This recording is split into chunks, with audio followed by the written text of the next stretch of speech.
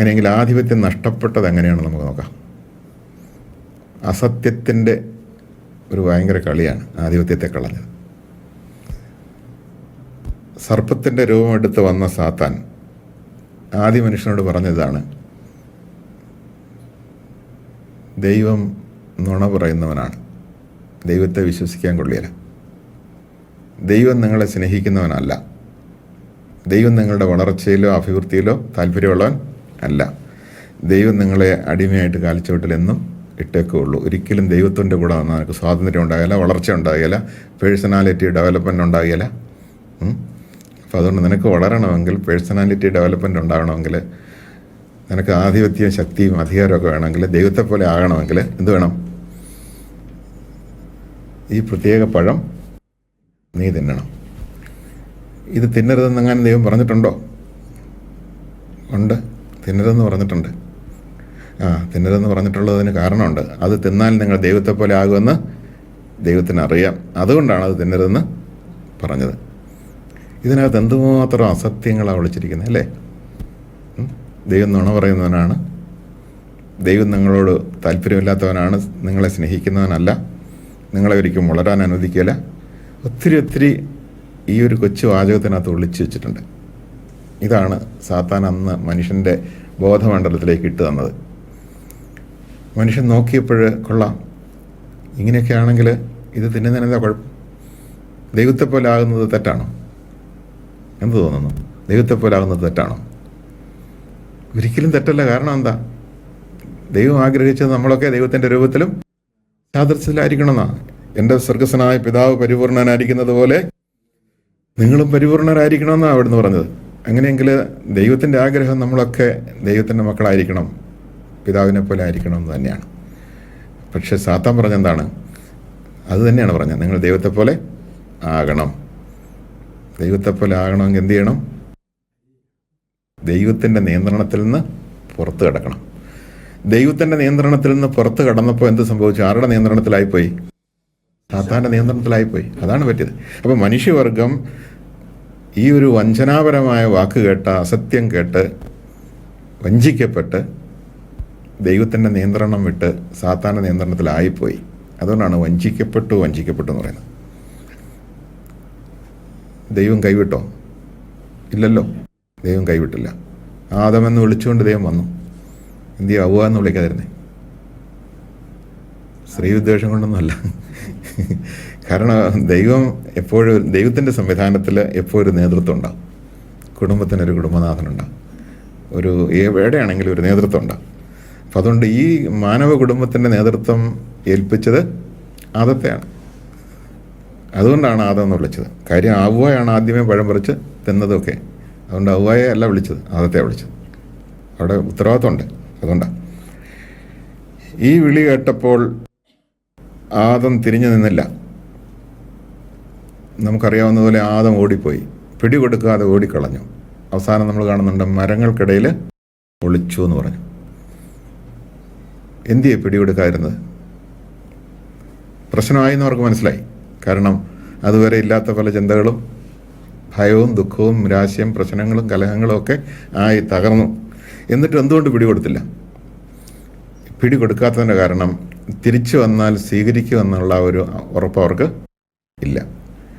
ദൈവത്തിലുള്ള വിശ്വാസം അവർക്ക് നഷ്ടപ്പെട്ടു പോയി. എന്തുകൊണ്ട് വിശ്വാസം നഷ്ടപ്പെട്ടു? വിശ്വാസം നഷ്ടപ്പെട്ടതിന് കാരണം അസത്യം അവരുടെ തലയിൽ കയറി, ബോധമണ്ഡലത്തിൽ കയറി.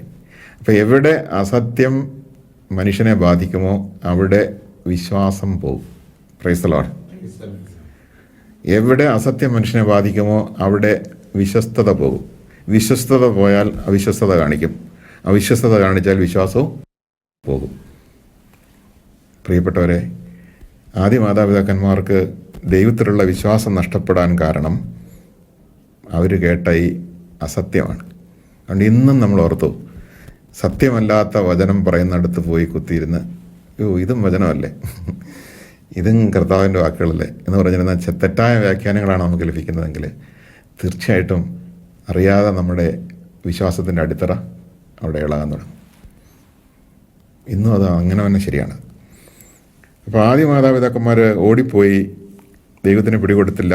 തിരിച്ചു വന്നാൽ സ്വീകരിക്കുമെന്നവർക്ക് ഉറപ്പില്ല. മാത്രമല്ല, ദൈവം നല്ലവനല്ലാത്ത സ്ഥിതിക്ക്, സാത്താനിൽ നിന്ന് കേട്ട അറിവതാണല്ലോ, നല്ലവനല്ലാത്ത സ്ഥിതിക്ക്, ദൈവം നമ്മളെ സ്നേഹിക്കാത്ത സ്ഥിതിക്ക്, നമ്മുടെ വളർച്ച ആഗ്രഹിക്കാത്ത സ്ഥിതിക്ക് തിരിച്ചു വന്ന് പിടികൊടുത്താൽ ശിക്ഷിച്ച് കളഞ്ഞേക്കും എന്ന് അവർക്ക് തോന്നി. അങ്ങനെയാണെങ്കിൽ ശിക്ഷയിൽ നിന്ന് ഒഴിവാകാനായിട്ടുള്ള മാർഗം എന്താണ്? വിട്ടുപോവുക. ദൈവത്തെ പോയാലും ഈ മരങ്ങൾക്കിടയിലൊക്കെ ജീവിക്കാമല്ലോ. ഇവിടെ നല്ല പഴങ്ങളൊക്കെ ഉണ്ടല്ലോ. അപ്പം അതുകൊണ്ട് നല്ല പഴങ്ങളൊക്കെ കഴിച്ച് നമുക്ക് ഈ മരങ്ങൾക്കിടയിൽ ജീവിക്കാം. ഇവിടെ സംഭവിച്ചത് വലിയൊരു പ്രശ്നമാണ്. ഇവിടെയാണ് മനുഷ്യൻ പറുദീസായിൽ നിന്ന് മരങ്ങൾക്കിടയിലേക്ക് പോയി, അല്ലെങ്കിൽ കാട്ടിലേക്ക് പോയി എന്ന് വേണം കരുതാൻ. എന്ന് പറഞ്ഞാൽ എൻ്റെ അർത്ഥം, കൃപയുടെ ഒരു ജീവിതം അവസാനിപ്പിച്ച് ഒരു കാടൻ ജീവിതം ആരംഭിച്ചു. Praise the Lord. പിന്നീട് അങ്ങോട്ട് നമ്മൾ കാണുന്ന ഒരു കാടൻ ജീവിതം, കൃപയില്ലാത്തൊരു ജീവിതം. പിന്നെ കലഹമാണ് മുഴുവൻ കാണുന്നത്. അസൂയ, വെറുപ്പ്, സഹോദരനെ സ്നേഹപൂർവ്വം വിളിച്ചുകൊണ്ട് പോയി, നമുക്ക് ഒന്ന് നടക്കാൻ പോവാം വയൽ വരെ. അവിടെ ചെന്നിട്ട് സഹോദരനെ ചേട്ടനെ അനിയനെ അടിച്ചു കൊല്ലുന്ന അവസ്ഥ. കാടൻ ജീവിതമാണ്. പിന്നെ അങ്ങോട്ട് നമ്മൾ കാണുന്നത് മുഴുവൻ എന്താണ്? ഒരു കാടൻ ജീവിതത്തിലേക്ക് പോയി. എന്നാൽ കൃപ പോയി, വരപ്രസാദം പോയി, ദൈവിക ജീവൻ നഷ്ടപ്പെട്ടു പോയി. വെറും ജഡമായി തീർന്ന മനുഷ്യൻ. ഈ ജഡമായി തീർന്ന മനുഷ്യന് പിന്നെ ജഡിക പ്രവൃത്തി ചെയ്യാനേ സാധിക്കുകയുള്ളൂ. ഈ ജഡിക പ്രവൃത്തി ചെയ്യാനായി വിധിക്കപ്പെട്ട അവസ്ഥ എന്ന് പറഞ്ഞാൽ ദൈവം വിധിച്ചല്ല, തന്നെത്താൻ വിധിച്ച അവസ്ഥയിൽ അവനെ എങ്ങനെയെങ്കിലും നിയന്ത്രിക്കുക എന്നുള്ളതാണ് പിന്നത്തെ ദൈവത്തിൻ്റെ പ്ലാന്. കൃപ വരുന്നതുവരെ അവനെ നിയന്ത്രിക്കണ്ടേ? കൃപ വരുന്നതുവരെ അവനെ നിയന്ത്രിക്കാനാണ് ശിശുപാലകൻ്റെ ജോലി കൊടുക്കാൻ വേണ്ടിയാണ് നിയമം രംഗപ്രവേശം ചെയ്തത്. Praise the Lord. അപ്പം നിയമം വന്നത് കൃപയില്ലാത്ത മനുഷ്യനെ നിയമത്തിൻ്റെ കയറുകൊണ്ട് കെട്ടിയിടാൻ വേണ്ടിയാണ്. എന്തിനാണ് നമ്മൾ പശുക്കളെ കെട്ടിയിടുന്നത്? പെട്ടെന്ന് നമ്മൾ പറയും ഓടിപ്പോകാതിരിക്കാൻ വേണ്ടിയാണ്. ഓടിപ്പോകാതിരിക്കാൻ വേണ്ടിയാണെന്ന് പറയുമ്പോഴും ബോധമില്ലാത്തതുകൊണ്ടാണ് കെട്ടിയിടുന്നത്. ഉടമസ്ഥൻ്റെ പറമ്പിൻ്റെ അതിർത്തി അവിടം വരെ ഉണ്ട്. തിന്നാവുന്ന എന്തൊക്കെയാണ്, തിന്നരുതാത്ത എന്തൊക്കെയാണ്, റബ്ബർ തൈ കടിച്ചാൽ എന്ത് പറ്റും, അല്ലെങ്കിൽ അതുപോലെയുള്ള ചില സാധനങ്ങൾ കഴിച്ചാൽ എന്ത് പറ്റും എന്നൊക്കെ തിരിച്ചറിവുണ്ടെങ്കിൽ കെട്ടിയിടേണ്ട ആവശ്യമുണ്ടോ? വിവേചനാശക്തി ഉണ്ടെങ്കിൽ കെട്ടിയിടേണ്ട ആവശ്യമില്ല. അപ്പം ഞാൻ ചോദിക്കട്ടെ, നീ കൊല്ലരുതെന്ന് പറയേണ്ട ആരോടാ? ഒരു പുണ്യവാനോട് കൊല്ലരുതെന്ന് പറയേണ്ട കാര്യമുണ്ടോ? കൊന്നോളാൻ പറഞ്ഞാൽ അവൻ കൊല്ലുമോ? ഇല്ല. വ്യഭിചാരം ചെയ്യരുതെന്ന് പറയേണ്ട ആരോടാ? ആ പ്രവൃത്തികൾ താല്പര്യം എടുത്തിരിക്കുന്നവരോടാണ് അത് ചെയ്യരുതെന്ന് പറയേണ്ടത്. അപ്പനെ അമ്മയും സ്നേഹിക്കണമെന്ന് പറയുന്ന ആരോട്? വല്ലവരും പറഞ്ഞു കൊടുക്കേണ്ട കാര്യമാണ് അതൊക്കെ.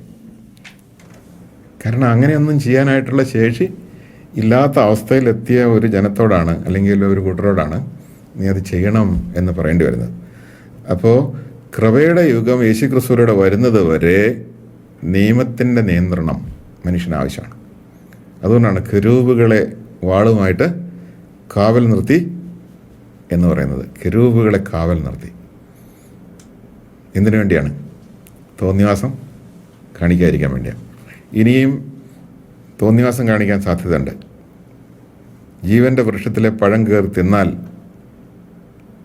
അവൻ അമർത്യനാകും. അവൻ അമർത്യനാകരുത്. എന്താ ദൈവം പറയുന്നത്? അവൻ അമർത്യനാകരുതെന്ന് പറയുന്നത്. തകർന്നവൻ അമർത്യനായാൽ എങ്ങനെയാണ് അമർത്യനാകുന്നത്? തകർന്ന അവസ്ഥയിൽ അമർത്യനാകും. ഒരു ഉദാഹരണം പറയാവുന്നത്, ഒരു മൺകലം നന്നായിട്ട് മെനഞ്ഞു, അത് ശത്രു കല്ലെറിഞ്ഞ് അത് ഉടച്ചു. ചൂളയിലേക്ക് വെക്കാൻ നേരത്തെ അത് സംഭവിച്ചത്. ഇനി ഈ അവസ്ഥയിൽ ചൂളയിലേക്ക് വെച്ചാൽ എന്ത് സംഭവിക്കും? എന്നേക്കും അത് തകർന്ന ഒരു കുഴമായിട്ടിരിക്കും. അതിനെ പിന്നെ ഒന്നും ചെയ്യാൻ പറ്റില്ല. അപ്പം അതുകൊണ്ട് ഉടച്ച് വാർത്ത് വീണ്ടും പഴയ ഷേപ്പ് കൊടുത്തിട്ട് വേണം അവനെ നിത്യതയിലേക്ക് വിടാൻ. അതാണ് ദൈവം തൻ്റെ സ്നേഹത്തിൽ തീരുമാനിച്ചത്. ഈ തകർന്ന അവസ്ഥയിൽ അവനെ അമർത്യനാക്കാൻ പാടില്ല. എന്നും അവൻ അമർത്യനായിട്ട് തകർന്ന അവസ്ഥയിലിരിക്കും. അതുകൊണ്ട് അവനെ തൻ്റെ പുത്രനെ അയച്ച് അവനെ തകർന്ന അവസ്ഥയിൽ നിന്ന് അവനെ പുതിയ സൃഷ്ടിയാക്കി എടുക്കണം.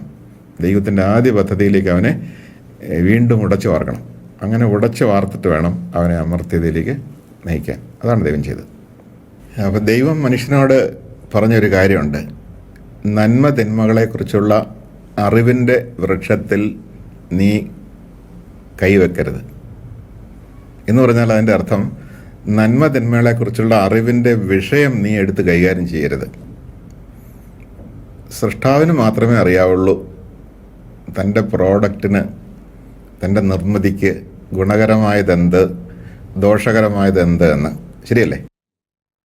മാർക്കറ്റിൽ ഏത് സാധനം നമ്മൾ വാങ്ങുമ്പോഴും നിർമ്മാതാവിന് അതിനെക്കുറിച്ച് പറയാനുണ്ടല്ലോ, കോഷൻ അല്ലേ? അതുപോലെ തന്നെ എങ്ങനെയൊക്കെയാണ് ഇത് കൈകാര്യം ചെയ്യേണ്ടത്. ഇപ്പോൾ ഉദാഹരണത്തിന് നമ്മൾ വാങ്ങുന്നൊരു വാഹനം, ഇതിനകത്ത് ഇന്ധനമായിരിക്കേണ്ടത് ഡീസലാണോ പെട്രോളാണോ എന്ന് തീർച്ചയായിട്ടും അത് തീരുമാനിച്ച് വെച്ചിരിക്കുന്നത് അതിൻ്റെ ഡിസൈൻ ചെയ്ത് അത് നിർമ്മിച്ചവരല്ലേ. ആ നിർമ്മാതാവിനെ അറിയുള്ളൂ തൻ്റെ നിർമ്മിതിക്ക് സുസ്ഥിതിയിൽ പ്രവർത്തിക്കാൻ സാധിക്കുന്നത് എങ്ങനെയൊക്കെയുള്ള സാഹചര്യത്തിലാണ്. അപ്പോൾ അതുകൊണ്ട് അതുപോലെ തന്നെ മനുഷ്യനെക്കുറിച്ചും ദൈവത്തിനെ പറയാൻ പറ്റുള്ളൂ. അതുകൊണ്ട് ദൈവം പറയുന്നത് ശരിയെന്ന് അംഗീകരിക്കുക. ദൈവം ശരിയെന്ന് പറയുന്നത് ശരി, ദൈവം തെറ്റെന്ന് പറയുന്നത് തെറ്റ്. അതാണ്. അപ്പോൾ ആദ്യം മാതാപിതാക്കന്മാരോട് ദൈവം പറഞ്ഞത് നന്മ തിന്മകളെക്കുറിച്ചുള്ള അറിവിൻ്റെ വിഷയം നീ കൈകാര്യം ചെയ്യണ്ട, എൻ്റെ പരിപൂർണ നിയന്ത്രണത്തിൽ നീ ചിന്തിക്കുക, നീ പ്രവർത്തിക്കുക. പക്ഷെ അവിടെയും സ്വാതന്ത്ര്യമുണ്ട്, സ്വാതന്ത്ര്യം ഇല്ലാതല്ല. അപ്പോൾ ഇവിടെ നമ്മൾ സ്വാതന്ത്ര്യത്തെ ഒന്ന് ഡിഫൈൻ ചെയ്യേണ്ടി വരും. സത്യത്തിൽ എന്താ സ്വാതന്ത്ര്യം? സ്വാതന്ത്ര്യം എന്ന് പറയുന്നത് നന്മയിലേക്ക് തിരിയാനുള്ള മനുഷ്യൻ്റെ സ്വതസിദ്ധമായ കഴിവിനെയാണ് സ്വാതന്ത്ര്യം എന്ന് പറയുന്നത്. പിന്നെ എന്തുകൊണ്ട് തിന്മയിലേക്ക് തിരിയുന്നു? തിന്മയിലേക്ക് തിരിയുന്നതിന് കാരണം തിന്മയെ നന്മയായിട്ട് ആരോ നമ്മുടെ മുമ്പിൽ അവതരിപ്പിക്കുന്നതുകൊണ്ടാണ് തിന്മയിലേക്ക് തിരിയുന്നത്. അപ്പോൾ ഇവിടെയാണ് ദൈവം നന്മയാണെന്ന് പറഞ്ഞ ഒന്നിനെ തിന്മയാണെന്ന് ആരെങ്കിലും ചൂണ്ടിക്കാണിച്ചാൽ നമ്മൾ ഭയപ്പെടേണ്ട കാര്യമില്ല. ദൈവം നന്മയാണെന്ന് പറഞ്ഞത് നന്മ തന്നെയായിരിക്കും. ദൈവം തിന്മയാണെന്ന് പറഞ്ഞതിനെ ആരെങ്കിലും നന്മയാണെന്ന് എത്ര വ്യാഖ്യാനിച്ച് പറഞ്ഞാലും അത് കേൾക്കാൻ പാടില്ല. ദൈവം പറഞ്ഞു തന്നെയാണ് ശരി. അപ്പം ദൈവം, അതാണ് വിധി, പിതാവ് വിധി മുഴുവൻ പുത്രനെ ഏൽപ്പിച്ചിരിക്കുന്നു ഈശോ പറയാൻ കാരണം. വിധി എന്ന് പറഞ്ഞാൽ എന്താ അർത്ഥം? നിശ്ചയിച്ചു കൊടുക്കൽ എന്നർത്ഥം. ഉദാഹരണത്തിന് നാടൻ ഭാഷയിൽ പറയുന്നൊരു കാര്യമുണ്ട്, വൈദ്യൻ വിധിച്ചതും പാല്, രോഗി കൊതിച്ചതും പാല് എന്ന് പറഞ്ഞാൽ, വിധിക്കുക എന്ന് പറഞ്ഞാൽ വൈദ്യൻ്റെ ജ്ഞാനത്തിൽ വൈദ്യൻ തീരുമാനിച്ച് നിശ്ചയിച്ചു കൊടുത്തത്. ഇത് പരസ്യമായിട്ട് പ്രഖ്യാപിക്കുമ്പോൾ അതിനെ കൽപ്പന എന്ന് പറയും. അതാണ് ചില നാട്ടിൽ പറയും വൈദ്യൻ കൽപ്പിച്ചതും പാല്, രോഗി ഇച്ഛിച്ചതും പാല്. അപ്പം നിശ്ചയിച്ചു കൊടുക്കുക, ഇതാണ് നല്ലത് എന്ന് നിശ്ചയിച്ചു കൊടുക്കുക, ഇതാണ് ശരിയെന്ന് നിശ്ചയിച്ചു കൊടുക്കുക. അപ്പോൾ പിതാവ് പുത്രനെ ഏൽപ്പിച്ചിരിക്കുന്നു. അപ്പം യേശു വന്നതോടുകൂടി, അല്ലെങ്കിൽ പുത്രൻ ഇവിടെ വന്നതോടുകൂടി പിതാവ് ആ ദൗത്യം ആരെ ഏൽപ്പിച്ചു? പുത്രനെ ഏൽപ്പിച്ചിരിക്കുക. അപ്പോൾ പുത്രൻ ശരിയെന്ന് പറയുന്നത് ശരി, പുത്രൻ തെറ്റെന്ന് പറയുന്നത് തെറ്റ്. അത് പറയുക മാത്രമല്ല പുത്രൻ ചെയ്തത്, അതാണ് ആ വ്യത്യാസം. പറയുക മാത്രമല്ല, ജീവിച്ച് കാണിക്കുകയും ചെയ്തു. ഒരു കാര്യം ശരിയെന്ന് പറയുക മാത്രമല്ല, ആ ശരി ജീവിച്ച് കാണിക്കുന്നു. സത്യം പറഞ്ഞാൽ മാത്രം പോരാ, താൻ പറഞ്ഞ സത്യമാണെന്ന് ജീവിതം കൊണ്ട് തെളിയിച്ചാൽ മാത്രമേ ഒതൻറ്റിസിറ്റി ഉള്ളൂ. അല്ലെങ്കിൽ ആ മനുഷ്യൻ്റെ വാക്കിന് പവറില്ല, അതാർക്കും സ്വീകാര്യമല്ല. മദ്യപിക്കുന്ന ഒരാൾ മകനെ ഇത് കുഴപ്പമാണ് മദ്യപിക്കണ്ടെന്ന് പറഞ്ഞാൽ അവനത് ഒട്ടും വിലയായിട്ട് എടുക്കുകയില്ല. അപ്പോൾ അതുകൊണ്ട് ദൈവം ഈ ഭൂമിയിൽ അവതരിച്ചതോടുകൂടി ഇങ്ങനെയൊരു വലിയ സംഭവം നടക്കുന്നു. എന്ത്? വിധി നമുക്ക് കൽപ്പനയായിട്ട് നൽകുന്നത് മാത്രമല്ല, അത് ജീവിതം കൊണ്ട് തെളിയിച്ച് തരികയും ചെയ്യുന്നുണ്ട്. അപ്പോൾ സ്വാതന്ത്ര്യം എന്ന് പറയുന്നത് നന്മയിലേക്ക് തിരിയാനുള്ള മനുഷ്യൻ്റെ സ്വതസിദ്ധമായ കഴിവിനെയാണ്.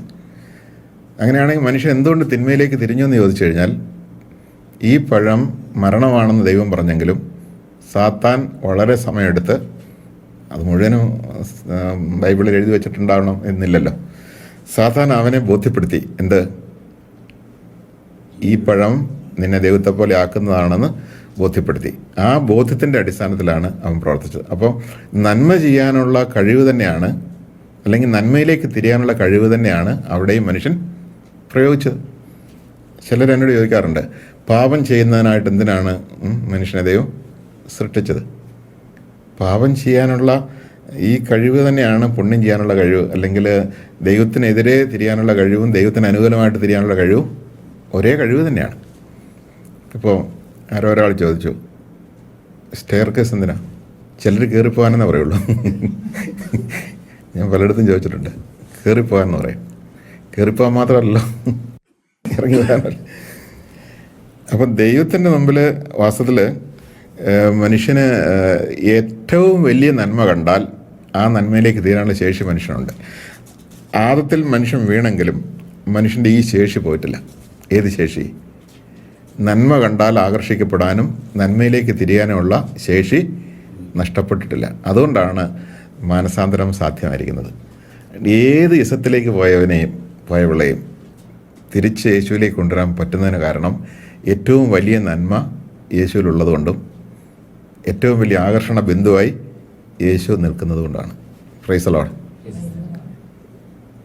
ഈശോ പറഞ്ഞില്ലേ, മനുഷ്യപുത്രൻ ഉയർത്തപ്പെടുമ്പോൾ സകലരെയും എന്നിലേക്ക് ആകർഷിക്കും.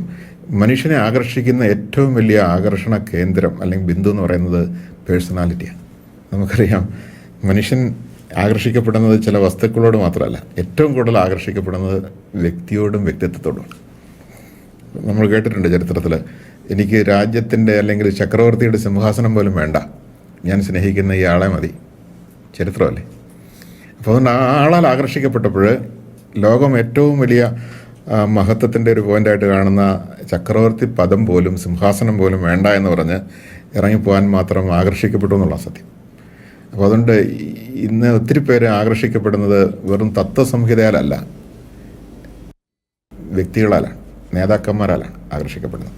അപ്പോൾ അങ്ങനെയാണെങ്കിൽ ഏറ്റവും കൂടുതൽ ആകർഷിക്കാൻ കഴിവുള്ള ആളാണ് യേശു ക്രിസ്തു. Praise the Lord.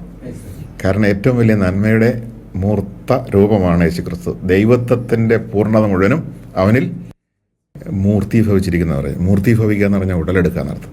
കൊളോസോസിൽ ഞാൻ പറയും. അപ്പോൾ ദൈവത്വം യേശു ക്രിസ്തുവിൽ, അദൃശ്യനായ ദൈവത്തിൻ്റെ ആ ദൈവത്വം യേശു ക്രിസ്തുവിൽ ഉടലെടുത്തിരിക്കുന്നു. ഉടലെടുത്തു എന്ന് പറഞ്ഞാൽ അതിൻ്റെ അർത്ഥം മനുഷ്യത്വത്തിൽ വിളങ്ങി ശോഭിക്കുന്നു എന്നർത്ഥം. അപ്പോൾ ഏറ്റവും വലിയ ആകർഷണ കേന്ദ്രമാണ് യേശു, യാതൊരു സംശയ കാര്യത്തില്ല. അപ്പോൾ അങ്ങനെയെങ്കിൽ തീർച്ചയായിട്ടും മനുഷ്യൻ്റെ സ്വാതന്ത്ര്യത്തിൽ അവനെടുത്ത ഒരു തെറ്റായ നിലപാടിനെ തിരുത്തി കൊണ്ടുവരണമെങ്കിൽ അവൻ ഇതുവരെ കണ്ടതിനേക്കാൾ വലിയ നന്മ ഇനിയും കാണേണ്ടിയിരിക്കുന്നു. ആ നന്മ കാണാനായിട്ട് യേശുവിലേക്ക് നോക്കുമ്പോഴാണത് കാണുന്നത്. അപ്പോൾ യേശുവിലേക്ക് നോക്കി നന്മയിലേക്ക് തിരിയാൻ പറ്റും. എത്രയോ പേരെ ഞാൻ കണ്ടിട്ടുണ്ട് സംസാരിച്ചപ്പോൾ, കമ്മ്യൂണിസത്തിലേക്കും അല്ലെങ്കിൽ മാർക്സിസത്തിലേക്കൊക്കെ പോയവർ തിരിച്ചു വന്നവരോട് സംസാരിച്ചപ്പോൾ അവർ ഒരിക്കൽ ഏറ്റവും ആകർഷിക്കപ്പെട്ട് അങ്ങോട്ട് പോയെങ്കിൽ അതിനേക്കാൾ വലിയ ആകർഷണം ഇവിടെ ഉണ്ടായിട്ടാണല്ലോ. അപ്പോൾ ചുരുക്കത്തിൽ സ്വാതന്ത്ര്യം എന്ന് പറയുന്നത് മനുഷ്യൻ്റെ മനസ്സിന് ദൈവം കൊടുത്തിരിക്കുന്ന ഒരു വലിയ കഴിവാണ്. നന്മ കണ്ടാൽ നന്മയിലേക്ക് അത് ചാഞ്ഞു പോകും. അത് മനഃപൂർവ്വം ചെയ്യുന്നതല്ല, അത് സംഭവിച്ചു പോകുന്ന. അതുകൊണ്ടാണ് ഇംഗ്ലീഷിൻ്റെ പ്രയോഗമല്ലേ, ടു ഫാൾ ഇൻ ലവ്, അല്ലേ എന്ന് പറഞ്ഞാൽ വീണ് പോവുക, അങ്ങ് ആകർഷിച്ച് കൊണ്ടുപോവുക.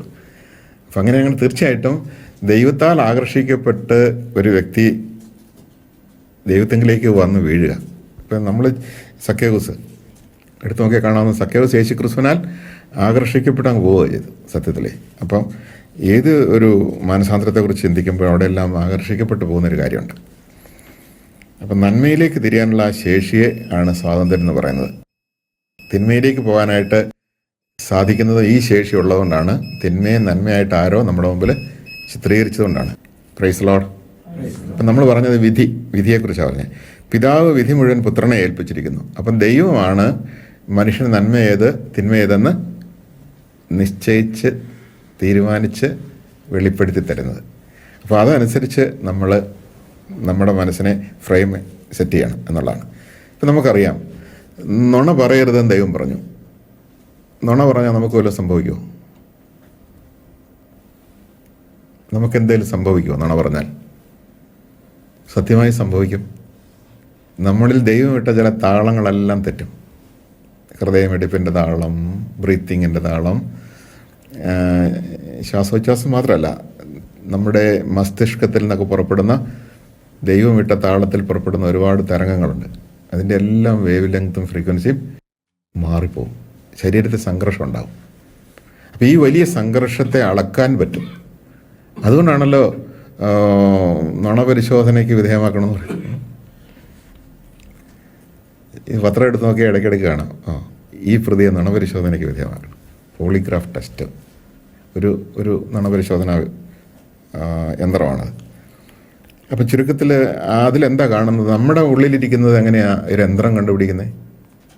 അതിന് കാരണം ഈ സംഘർഷം അളക്കാണ്. ഒരിക്കൽ ഒരാൾ എന്നോട് പറഞ്ഞു, ഞാൻ ഇത്രയും നാൾ നുണ പറഞ്ഞിട്ട് വെച്ചാൽ ഒരു സംഘർഷം ഉണ്ടായിട്ടില്ലെന്ന് പറഞ്ഞു. എന്താ കാരണം എന്നറിയാമോ? ഓർമ്മ വെച്ച കാലം മുതൽ ഒരേ ലെവലിൽ നുണ പറഞ്ഞുകൊണ്ടിരിക്കുക. അതുകൊണ്ട് അദ്ദേഹത്തിൻ്റെ നോർമൽ അവസ്ഥ എന്ന് പറയുന്നത് ഈ സംഘർഷാവസ്ഥയാണ്. ഇപ്പോൾ ഒരു 8 തവള ഒരു കുളത്തിൽ ചാടിക്കൊണ്ടിരിക്കുക, ഓളം ഉണ്ടാവുമല്ലോ. എന്നും ആ ചാട്ടം ഉള്ളതുകൊണ്ട് എന്നും ഓളം ഒരേ ലെവലിലായിരിക്കും. അതേസമയം അതിനകത്തൊരു മുതലക്കുഞ്ഞ് ഇറങ്ങിയാൽ വിവരം അറിയും എന്ന് പറയുന്നത് പോലെ പറഞ്ഞുകൊണ്ടിരിക്കുന്ന ലെവലിൽ നിന്ന് അല്പം വലിയൊരു നുണ അവൻ പറഞ്ഞാൽ അപ്പോഴാണ് ആ സംഘർഷം അയാൾക്ക് അറിയാൻ പറ്റുള്ളൂ. അല്ലെങ്കിൽ ഒരിക്കലും നുണ പറയാത്തൊരു നിലപാടെടുത്ത് ഒരു പുതിയ ജീവിതം ആരംഭിക്കുമ്പോൾ സംഘർഷം നീങ്ങിപ്പോകുമെന്ന് അറിയാൻ പറ്റും. Praise the Lord. ഇപ്പോൾ ഉദാഹരണത്തിന്, എപ്പോഴും ഇരുട്ടിൽ മാത്രം കഴിഞ്ഞിട്ടുള്ള ഒരു വ്യക്തി താൻ ഇരുട്ടിലാണ് കഴിയുന്നത് എന്ന് എപ്പോഴാണ് അറിയുന്നത്? ആദ്യമായി പ്രകാശം കാണുമ്പോഴാണ്. ഇതുവരെ ഞാൻ ഇരുട്ടിലായിരുന്നു എന്നറിയുന്നത്. അല്ലെങ്കിൽ ഇതാടാ പ്രകാശം എന്ന് പറഞ്ഞാൽ ആ ഇരുട്ടിനെ കുറിച്ച് പറയുന്നത് എന്തായിരിക്കും? ഞാൻ പ്രകാശത്തിലാണെന്നേ പറയുള്ളൂ, അറിഞ്ഞുകൂടല്ലോ. അതാണ്. അപ്പം അതുകൊണ്ട് ദൈവമാണ് നിശ്ചയിക്കുന്നത് ശരി ഏത് തെറ്റേതെന്ന്. അപ്പോൾ അവിടെ നമ്മൾ ഇടപെടരുത്. അതുകൊണ്ടാണ് നീ അതിനകത്ത് ആ വിഷയത്തിൽ നീ കൈയിടരുത്. അപ്പോൾ ദൈവം പറയുന്നത് ശരിയെന്ന് അംഗീകരിക്കുക, തെറ്റെന്ന് ദൈവം പറയുന്നത് അല്ലെങ്കിൽ ദോഷകരമെന്ന് ദൈവം പറയുന്നതിനെ ആ രീതിയിൽ അംഗീകരിച്ച് മനുഷ്യന് അതിനോട് വിധേയപ്പെടുക എന്നുള്ളതാണ് മനുഷ്യൻ്റെ സുസ്ഥിതിക്ക് ആവശ്യമായിരിക്കുന്നത്. നിത്യജീവൻ അവകാശമാക്കാൻ ഞാൻ എന്ത് ചെയ്യണം എന്ന് ചോദിച്ചുകൊണ്ട് വന്നവനോട് ഈശോ ആദ്യം ചോദിച്ചത്, പ്രമാണങ്ങളെല്ലാം നീ കൃത്യമായിട്ട് പാലിക്കുന്നുണ്ടെന്ന്. അപ്പോൾ അവൻ പറയുകയാണ്, ഓർമ്മ വെച്ച കാലം മുതലേ പ്രമാണങ്ങളെല്ലാം കൃത്യമായി ഞാൻ പാലിച്ചു വരുന്നുണ്ട്. ഒരു പ്രസൻറ്റ് കണ്ടിന്യൂസ് ടെൻസാണ് വെച്ചിരിക്കുന്നത്. തീർച്ചയായിട്ടും അത് ഈശോ അംഗീകരിക്കുകയും അവനെ അപ്രീഷിയേറ്റ് ചെയ്യുകയും ചെയ്യുന്നതായിട്ടാണ് നമ്മൾ കാണുന്നത്, അല്ലേ? എന്നിട്ട് ഈശോ പറഞ്ഞു, നീ കൃത്യമായിട്ട് പ്രമാണങ്ങളെല്ലാം പാലിച്ചിട്ടും നിനക്ക് നിത്യജീവൻ ഉണ്ടായിട്ടില്ലല്ലോ, അകലെയാണ്. അപ്പോൾ അതിനർത്ഥം പ്രമാണങ്ങളെല്ലാം കൃത്യമായി പാലിച്ചു എന്ന കാരണത്താൽ ഒരാൾക്ക് നിത്യജീവൻ ലഭിക്കുന്നില്ല. അങ്ങനെ ലഭിക്കുമായിരുന്നെങ്കിൽ മോശ വഴി നിയമം നൽകപ്പെട്ടു, കൃപയും സത്യമാകട്ടെ യേശു ക്രിസ്തു വഴി ഉണ്ടായി എന്ന ആ പരാമർശം അർത്ഥമില്ലാത്തതാണ്. കാരണം മോശ വഴി നൽകപ്പെട്ട നിയമം അനുസരിച്ച് സ്വർഗ്ഗത്തിൽ പോകാമായിരുന്നെങ്കിൽ അല്ലെങ്കിൽ നിത്യജീവൻ പ്രാപിക്കാമായിരുന്നെങ്കിൽ യേശു ക്രിസ്തുവിൻ്റെ വരവ് ആവശ്യമില്ലാത്തതായിരുന്നു. അപ്പോൾ പ്രമാണങ്ങൾ കൃത്യമായിട്ട് പാലിച്ചാൽ ഒരു വ്യക്തിയിൽ ഒരു നാച്ചുറൽ ഓർഡർ ഉണ്ടാകും, അത്രയേ ഉള്ളൂ. ദൈവം ആവശ്യപ്പെടുന്ന ഒരു സുസ്ഥിതി ഉണ്ടാകും, അത്രയേ ഉള്ളൂ. ഒരു വെൽബീയിങ്ങിൻ്റെ അനുഭവം ഉണ്ടാകും, അത്രയേ ഉള്ളൂ. എന്നാൽ ആ വെൽബീയിങ്ങിൻ്റെ അനുഭവം ഉള്ളവരിലേക്ക് നിത്യജീവനെ പകരാനായിട്ട് സാധിക്കുകയുള്ളൂ. അപ്പോൾ പ്രമാണങ്ങൾ ലംഘിച്ച് നടക്കുന്ന ഒരാളിലേക്ക് നിത്യജീവൻ കടന്നു ചെല്ലാൻ സാധ്യമല്ലാത്ത രീതിയിൽ അയാൾ ഡിസോർഡറിലാണ്. അപ്പം ദൈവം ഇട്ട ഒരു ഓർഡർ നമ്മളിൽ ഭംഗമില്ലാതെ നിലനിൽക്കുന്നെങ്കിലേ നിത്യജീവനെ സ്വീകരിക്കാനായിട്ട് നമുക്ക് സാധിക്കുകയുള്ളൂ. അപ്പം ഒരു അഡ്ജസ്റ്റ്മെൻറ്റിൽ അല്പം നുണയൊക്കെ പറഞ്ഞുകൊണ്ടിരിക്കുന്ന ഒരാളാണെന്നിരിക്കട്ടെ, ആധ്യാത്മിക ജീവിതം നടക്കില്ല. നിൻ്റെ വാക്കുകൾ അതേ എന്നുള്ളിടത്ത് അതെ, അല്ല എന്നുള്ളിടത്ത് അല്ല. ഇതിനപ്പുറം ഉള്ളത് ദുഷ്ടനിൽ നിന്നാണ്. അവൻ ആദ്യം മുതലേ നുണയനും നുണയുടെ പിതാവുമാണ്. അവൻ ഒരിക്കലും സത്യത്തിൽ നിലനിന്നിട്ടില്ല. അപ്പം ഈ ഒരു സാഹചര്യത്തിലൂടെ ഈശോ വ്യക്തമാക്കുന്ന ഒരു കാര്യം, നിത്യജീവൻ എന്ന് പറയുന്നത് പ്രമാണങ്ങൾ അനുഷ്ഠിക്കുന്നതിന് അപ്പുറമാണ്. ഞാൻ പെട്ടെന്ന് ഒരു സംഭവം ഓർക്കുന്നത്, എനിക്കൊരു 16 വയസ്സുള്ള കാലത്ത്, അന്നത്തെ പിള്ളേർ അന്നത്തെ ഒരു ക്രേസായിരുന്നു. ഇന്ന് ഈ മൊബൈൽ ഫോൺ കൊണ്ടു നടക്കുന്ന പോലെ ചെറിയ ഈ ട്രാൻസിസ്റ്റർ റേഡിയോയുടെ കിറ്റ് കിട്ടുമായിരുന്നു വാങ്ങിക്കാൻ. അപ്പോൾ ഈ കിറ്റ് എൻ്റെ ഒരു കൂട്ടുകാരൻ വാങ്ങിച്ച് അത് സോൾഡർ ചെയ്ത് അത് അവൻ പാടിച്ചപ്പോൾ വലിയൊരു അത്ഭുതമായിരുന്നു. കാരണം സ്വന്തമായിട്ടൊരു റേഡിയോ ഇങ്ങനെ സോൾഡർ ചെയ്തെടുത്ത്. അപ്പോൾ ഞാനും ഒരു കിറ്റ് വാങ്ങിച്ചിട്ട് ഞാനും ആ ഡയഗ്രാമൊക്കെ നോക്കി കുറച്ചൊരു അധ്യാപകൻ്റെ അടുത്ത് പോയി ഒക്കെ ചോദിച്ച് മനസ്സിലാക്കിയിട്ട് ഞാനും അത് എല്ലാം സോൾഡർ ചെയ്തൊക്കെ പിടിപ്പിച്ച് കഴിഞ്ഞപ്പം ചങ്ക് ഇങ്ങനെ കിടന്ന് പിടയ്ക്കുക, എൻ്റെ സോൾഡറിങ് ശരിയായോ, അസംബ്ലി ശരിയായോ എന്നുള്ളതാണ്. ആദ്യമായിട്ട് ഞാൻ അതിനകത്തേക്ക് ബാറ്ററി ചാർജ് ചെയ്തപ്പോൾ അതിപ്പോൾ പയ്യെ അത് ഒച്ച ഉണ്ടാക്കാൻ തുടങ്ങി. കഴിഞ്ഞു എന്നെ ഒന്ന് ട്യൂൺ ചെയ്തപ്പോഴത്തേക്കും പെട്ടെന്ന് ഒരു സ്റ്റേഷൻ പിടിച്ചു. അന്ന് അധികം സ്റ്റേഷനൊന്നും ഇല്ലായിരുന്നു. ആ സ്റ്റേഷൻ പിടിച്ചു, പെട്ടെന്നൊരു പാട്ട് തുടങ്ങി. വലിയൊരു സന്തോഷമായിരുന്നത്. ഈ നിയമങ്ങളെല്ലാം കൃത്യമായിട്ട് പാലിക്കുന്ന ഒരു വ്യക്തിയുടെ അസംബ്ലി ശരിയാണ്. എങ്കിൽ ആ അസംബ്ലി ശരിയാണെങ്കിൽ മാത്രമേ ചാർജ് ചെയ്യാനായിട്ട് നിവൃത്തിയുള്ളൂ. അസംബ്ലി തെറ്റാണെങ്കിൽ ചാർജ് ചെയ്താലൊന്നും സംഭവിക്കില്ല. എന്ന് പറയുന്ന പോലെ പ്രമാണങ്ങളെല്ലാം കൃത്യമായിട്ട് പാലിച്ചുകൊണ്ടിരിക്കുന്ന ഒരു ജീവിതമാണ് നമ്മുടേതെങ്കിൽ അതിനപ്പുറത്താണ് പരിശുദ്ധാത്മാവിൻ്റെ വരവിലൂടെ നമ്മളൊരു ആധ്യാത്മിക ജീവിതം ഉണ്ടാകുന്നത്. അതിനെന്താണ് വേണ്ടതെന്നുള്ളത് നമുക്ക് പറഞ്ഞു തന്നതും ഈശോ തന്നെയാണ്. അപ്പോൾ അതുകൊണ്ട് പ്രമാണങ്ങൾക്കപ്പുറത്ത് എന്താണ് ചെയ്യേണ്ടത്, ആ ചെയ്യേണ്ടത് എന്താണെന്ന് ഈശോ പറഞ്ഞു തന്നത് മറ്റൊന്നുമല്ല. നിനക്ക് വിശ്വാസം തന്നത്, നഷ്ടപ്പെട്ട വിശ്വാസം നിനക്ക് തിരിച്ചു തന്നത് ഞാനാണ്. അതുകൊണ്ട് നീ എന്നിൽ പരിപൂർണമായിട്ടും വിശ്വസിച്ച് ആശ്രയിക്കുക. നീ ലൗകികമായ ഒന്നിലും ആശ്രയിക്കാതിരിക്കുക, സമ്പത്തിലോ അങ്ങനെയുള്ള ഒന്നിലും ആശ്രയിക്കാതിരിക്കുക, എന്നിൽ പൂർണ്ണമായിട്ടും ആശ്രയിക്കുക. അങ്ങനെ ആശ്രയിക്കുമ്പോൾ ഈ ആശ്രയത്വമാണ്, എന്നിലുള്ള നിൻ്റെ ആശ്രയത്വം, എന്നെ മുറുകെ പിടിച്ചു എന്നുള്ളതാണ് നിനക്ക് നിത്യജീവൻ കിട്ടാനുള്ള ന്യായം. കാരണം ഞാനാണ് നിത്യജീവൻ. നിൻ്റെ ഒരു തിരഞ്ഞെടുപ്പാണത്. അപ്പോൾ എന്ത് നഷ്ടപ്പെട്ടാലും സാരമില്ല, എനിക്ക് നിത്യജീവൻ മതി. ഇവിടെയാണ് നമ്മളൊരു പ്രായോഗികമായിട്ട് ചിന്തിക്കുമ്പോൾ ഒരു കാര്യം നമ്മൾ അറിയേണ്ടത്, നമുക്കെപ്പോഴും ഒരു ഓപ്ഷനുണ്ട്. ഞാൻ ദൈവത്തിനാണോ പ്രയോറിറ്റി കൊടുക്കുന്നത്, ദൈവത്തിനെന്ന് പറഞ്ഞാൽ എന്നെ സംബന്ധിച്ച് യേശുക്രിസ്തുവിനാണോ പ്രയോറിറ്റി കൊടുക്കുന്നത്, അതോ ലോകത്തിനാണോ പ്രയോറിറ്റി കൊടുക്കുന്നത്? ഒരേ സമയത്ത് ലോകത്തെയും ദൈവത്തെയും പൂജിക്കാൻ, സേവിക്കാൻ സാധ്യമല്ല. ഒരു വ്യക്തി സമ്പത്ത് നഷ്ടപ്പെട്ടതിൻ്റെ പേരിൽ ദുഃഖിക്കുകയാണെന്നിരിക്കട്ടെ, അതിനർത്ഥം ആ വ്യക്തി സമ്പത്തിൽ നിന്നാണ് സുഖവും സന്തോഷവും കണ്ടെത്തിയിരുന്നത്, ആശ്രയിച്ചിരുന്നതും സമ്പത്തിനെയാണ്. താൻ ആശ്രയിച്ച സമ്പത്ത് നഷ്ടപ്പെട്ടപ്പോൾ ആ വ്യക്തി ദുഃഖിക്കുന്നു, സമ്പത്ത് നഷ്ടപ്പെടുത്തിയ ആളെ വെറുക്കുന്നു, കലഹിക്കുന്നു, ആളെ കോടതി കയറ്റുന്നു. ഇങ്ങനെയൊക്കെ സംഭവിച്ചു കഴിഞ്ഞാൽ അതിനർത്ഥം എന്താ? ഞാൻ യേശുക്രിസ്തുവിനെ അല്ല ആശ്രയിച്ചത്. യേശുക്രിസ്തു പറഞ്ഞാൽ എന്താ? നിൻ്റെ സമ്പത്ത് ആരെങ്കിലും ബലമായിട്ട് എടുത്തുകൊണ്ട് പോയാൽ കൊടുത്തേരെ, ഞാൻ നിനക്ക് തന്നു, ഇനിയും തരാൻ എനിക്ക് സാധിക്കും, നീ എന്നെ ആശ്രയിക്കാനാണ് പറഞ്ഞത്. അതുകൊണ്ട് എൻ്റെ കാര്യത്തിന് വേണ്ടി നിനക്കുള്ളതെല്ലാം ഉപേക്ഷിച്ചേക്കുക, ഞാൻ പറയുന്ന പോലെ ഉപേക്ഷിച്ചേക്കുക, ഞാൻ നിന്നെ സംരക്ഷിക്കും, ഞാൻ നിൻ്റെ കാര്യത്തിൽ ശ്രദ്ധാലുവാണ്, നിനക്ക് വേണ്ടതൊക്കെ ഞാൻ തരും. അപ്പോൾ ഇത് വിശ്വസിക്കാൻ ഈ യുവാവിന് കഴിഞ്ഞില്ല. നിനക്കുള്ളതെല്ലാം ഉപേക്ഷിക്കാൻ പറഞ്ഞിട്ട് ഉപേക്ഷിച്ചില്ല. അപ്പോൾ ഇവിടെയാണ് നമുക്ക് ഈ ലോകത്തിലൊരു നഷ്ടമുണ്ടാകുമ്പോൾ ആ നഷ്ടത്തെ ഓർത്ത് നമ്മൾ ദുഃഖിക്കുന്നുണ്ടെങ്കിൽ, അതിൻ്റെ പേരിൽ നമ്മൾ ആരോടെങ്കിലും വെറുപ്പ് പുലർത്തുന്നുണ്ടെങ്കിൽ, കലഹിക്കുന്നുണ്ടെങ്കിൽ, ആരെക്കുറിച്ചെങ്കിലും നമുക്ക് ഒരു ഇൽ ഫീലിംഗ് ഉണ്ടെങ്കിൽ, അതിൽ നിന്നൊരു കാര്യം വ്യക്തമാണ്, ഞാൻ യേശുക്രിസ്തുവിനേക്കാൾ ഉപരി ലോകത്തെയാണ് പൂജിക്കുന്നത്, സേവിക്കുന്നത്. അപ്പം നമ്മുടെ ജീവിതത്തിലെ ആവലാതികൾ, പരാതികൾ, പരിഭവങ്ങൾ, കുറ്റംവിധികൾ, വിമർശനങ്ങൾ എല്ലാം, അങ്ങനെയുള്ളതെല്ലാം എന്ത് സൂചിപ്പിക്കുന്നു? ഞാൻ യേശുക്രിസ്തുവിന് വേണ്ടിയല്ല ജീവിക്കുന്നത്, യേശുക്രിസ്തുവിൽ ആശ്രയിച്ചല്ല നിലനിൽക്കുന്നത്, ഈ ലോകത്തിന് വേണ്ടി ജീവിക്കുന്നു, ഈ ലോകത്തിലുള്ള എന്തിനു വേണ്ടി നിലനിൽക്കുന്നു എന്നുള്ളതിൻ്റെ സ്പഷ്ടമായ അടയാളമാണ്. യാതൊരു സംശയമില്ല. നമുക്ക് ചോദിക്കാം, എൻ്റെ ഇത്രയും വലിയ സമ്പത്ത് ഒരാൾ തട്ടിയെടുത്ത സ്ഥിതിക്ക് വെറുക്കുന്നത് ന്യായമല്ലേ? അല്ലെങ്കിൽ ആ ആളെ ഞാൻ അവഗണിക്കുന്നത് ന്യായമല്ലേ? അല്ലെങ്കിൽ ദുഃഖിക്കുന്നത് ന്യായമല്ലേ എന്ന് ചോദിച്ചു കഴിഞ്ഞാൽ, ലൗകികമായ കാഴ്ചപ്പാടുള്ളവർക്ക് അങ്ങനെ ചിന്തിക്കാൻ പറ്റുള്ളൂ. ദൈവികമായൊരു കാഴ്ചപ്പാട് നമുക്ക് ഉണ്ടെങ്കിൽ, യേശുക്രിസ്തുവിൻ്റെ ഒരു കാഴ്ചപ്പാടുണ്ടെങ്കിൽ ഒരിക്കലും നമ്മളത് ചെയ്യല. അപ്പം നമ്മുടെ കാഴ്ചപ്പാടിൻ്റെ വ്യത്യാസമാണ്. അപ്പോൾ നമ്മളെ സംബന്ധിച്ചിടത്തോളം യേശുക്രിസ്തുവാണ് നമുക്ക് വിശ്വാസം തരുന്നത്, നഷ്ടപ്പെട്ട വിശ്വാസം തരുന്നത്, ദൈവം കാണുന്നത് പോലെ എല്ലാ കാര്യങ്ങളും കാണാനുള്ള ഒരു കാഴ്ചപ്പാട് തരുന്നത്, നമുക്ക് ദൈവിക ജീവൻ തരുന്നത്, എല്ലാം തരുന്നത് യേശുക്രിസ്തുവാണ്.